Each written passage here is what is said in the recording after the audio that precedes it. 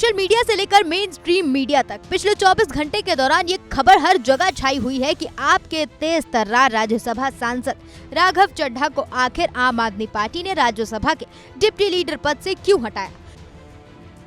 खबर यह है कि पार्टी ने राज्यसभा सचिवालय को चिट्ठी लिखकर बताया कि अब राघव चड्ढा की जगह पंजाब से राज्यसभा सांसद अशोक मित्तल को बोलने का मौका दिया जाए। आम आदमी पार्टी के द्वारा राज्यसभा में बोलने से रोके जाने के फैसले के बाद राघव चड्ढा ने सोशल मीडिया पर अपना पहला वीडियो संदेश पोस्ट किया। उन्होंने कैप्शन में लिखा, खामोश करवाया गया हूँ, हारा नहीं हूँ, आम आदमी को मेरा संदेश। वीडियो में उन्होंने आम लोगों से सीधे बात की और पूछा कि क्या जनता के मुद्दे उठाना कोई गुनाह है। मुझे जब जब पार्लियामेंट में बोलने का मौका मिलता है मैं जनता के मुद्दे उठाता हूँ और शायद ऐसे टॉपिक्स उठाता हूँ जिसे आम तौर पर संसद में नहीं उठाया जाता है। लेकिन क्या जनता के मुद्दे उठाना, पब्लिक इश्यूज पे बात करना कोई अपराध है? क्या मैंने कोई गुनाह कर दिया, कोई गलती कर दी? Have I done something wrong?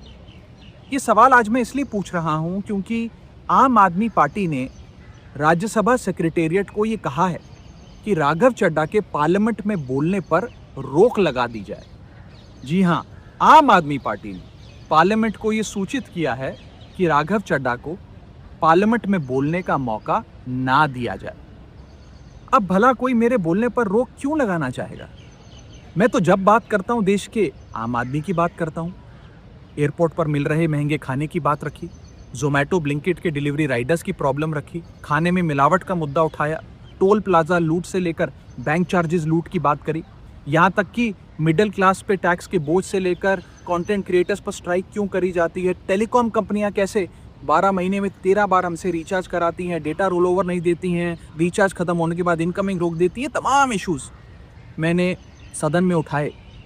और ये मुद्दे उठाने के बाद देश के आम आदमी का तो फायदा हुआ, लेकिन इससे आम आदमी पार्टी का क्या नुकसान हुआ? भला कोई मुझे बोलने से क्यों रोकना चाहेगा? कोई मेरी आवाज को क्यों बंद करना चाहेगा? खैर, आप लोग मुझे अनलिमिटेड प्यार देते हैं। मैं जब जब आपके मुद्दे उठाता हूं, आप मुझे सपोर्ट करते हैं, मुझे शाबाशी देते हैं, मेरा हौसला बढ़ाते हैं। मैं आपको कहना चाहता हूं थैंक यू। ऐसे ही मेरा हाथ और मेरा साथ थामे रखिएगा, छोड़िएगा मत। मैं आपसे हूं और मैं आपके लिए हूं। और जिन लोगों ने आज पार्लियामेंट में मेरे बोलने का अधिकार मुझसे छीन लिया, मुझे खामोश कर दिया, मैं उन्हें भी कुछ कहना चाहता हूं। मेरी खामोशी को मेरी हार मत समझ लेना। मेरी खामोशी को मेरी हार मत समझ लेना। मैं वो दरिया हूं जो वक्त आने पर सैलाब बनता है। जय हिंद। राघव चड्ढा ने इमोशनल वीडियो जारी कर अपना पक्ष रखा तो पार्टी की तरफ से सामने आए सौरभ भारद्वाज। राघव चड्ढा का नाम लेते हुए उनके वीडियो का जिक्र करते हुए सौरभ भारद्वाज ने सवाल उठाया कि समोसों के मुद्दे से ज्यादा बड़ा मुद्दा देश में है, लेकिन सारे अहम मुद्दों पर खामोश क्यों रहे? राघव भाई, अभी आपका वीडियो देखा, हम सब लोग अरविंद केजरीवाल जी के सिपाही हैं और हमने तो एक ही बात सीखी थी, जो डर गया समझो मर गया। हम सबको तो लोगों के मुद्दे उठाने थे सरकार की आंख में आंख डाल के। पिछले कुछ दिनों में हमने देखा जो भी कोई सीरियस मुद्दे सरकार के खिलाफ उठाता है, सरकार से प्रश्न पूछता है, लोगों की बात करता है, सरकार डिक्टेटर की तरह उसको तमाम सोशल मीडिया पर बैन कर रही है। चाहे वो ट्विटर हो, चाहे वो फेसबुक हो, चाहे वो यूट्यूब हो, सब जगह बैन किया जा रहा है। FIR दर्ज कराई जा रही है, मुकदमे किए जा रहे हैं। सरकार को इससे कोई फर्क नहीं पड़ता कि कोई सॉफ्ट PR अपनी पार्लियामेंट में करे, क्योंकि पार्लियामेंट में एक छोटी सी पार्टी का बड़ा लिमिटेड टाइम होता है। उसमें अगर कोई समोसों की बात उठा रहा है तो उससे जरूरी है कि देश के बड़े मुद्दों की बात उठाएं। पूरे देश में हमने देखा, हर राज्य में चुनाव से पहले सही लोगों के वोट काटे जाते हैं और नकली और झूठे वोट बना के सरकार पूरी बेईमानी के साथ सिस्टम पे कब्जा करके चुनाव जीत रही है। वेस्ट बंगाल में भी यही हो रहा है। अभी सारे विपक्षी पार्टियों ने CEC को इम्पीच करने के लिए मोशन लाना चाहा, आपने उसको साइन करने से मना कर दिया। जब भी कोई मुद्दा हो जिसके ऊपर अपोजिशन वॉकआउट करती है, आप वॉकआउट नहीं करते हैं। पिछले कई अरसे से मैंने देखा आपने कोई भी मुद्दा सदन में नहीं उठाया जिसमें आपने प्रधानमंत्री या भारतीय जनता पार्टी की सरकार से प्रश्न किया हो। ऐसे डर की राजनीति कैसे चलेगी? हम लोगों को पंजाब के मुद्दे उठाने, जहां से आप चुन के आते हैं, आप वो मुद्दे भी उठाने से घबराते हैं।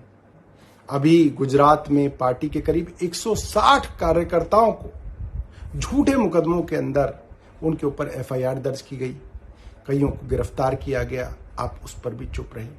तमाम नेता हमारे जेल में थे। अरविंद केजरीवाल जी को बतौर चीफ मिनिस्टर सरकार ने एक झूठे मुकदमे में गिरफ्तार कर लिया।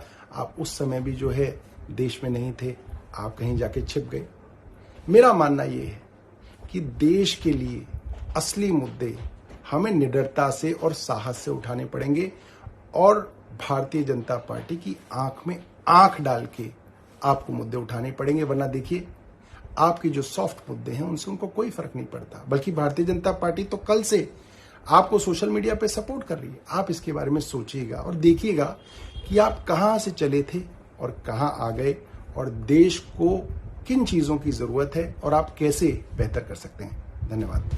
करीब करीब यही बात आपके राष्ट्रीय प्रवक्ता अनुराग ढंडा ने अपने सोशल मीडिया अकाउंट से कही कि राघव चड्ढा छोटे मोटे मुद्दों पर फोकस करते हैं। अनुराग ढंडा ने एक्स पर लिखा, हम केजरीवाल के सिपाही हैं, निडरता पहली पहचान है हमारी। कोई मोदी से डर जाए तो लड़ेगा क्या देश के लिए। संसद में थोड़ा सा समय मिलता है बोलने का पार्टी को, उसमें या तो देश बचाने का संघर्ष कर सकते हैं या एयरपोर्ट कैंटीन में समोसे सस्ते करवाने का। गुजरात में हमारे सैकड़ों कार्यकर्ता बीजेपी की पुलिस ने गिरफ्तार कर लिए। क्या सांसद साहब सदन में कुछ बोले? पश्चिम बंगाल में वोट का अधिकार छीना जा रहा है। सदन में प्रस्ताव आया सीईसी के खिलाफ तो भाई साहब ने साइन करने से मना कर दिया। पार्टी ने सदन से वॉकआउट किया तो मोदी जी की हाजिरी लगाने के लिए बैठे रहते हैं। पिछले कुछ सालों से तुम डर गए हो राघव, मोदी के खिलाफ बोलने से घबराते हो, देश के असली मुद्दों पर बोलने से घबराते हो। आप में चल रही इस सियासी उठापटक के बीच वो अशोक मित्तल भी सामने आए जिन्हें आम आदमी पार्टी ने राघव चड्ढा की जगह राज्यसभा का डिप्टी लीडर बनाया है। बोले, पार्टी में इस तरह के बदलाव एक सामान्य प्रक्रिया है।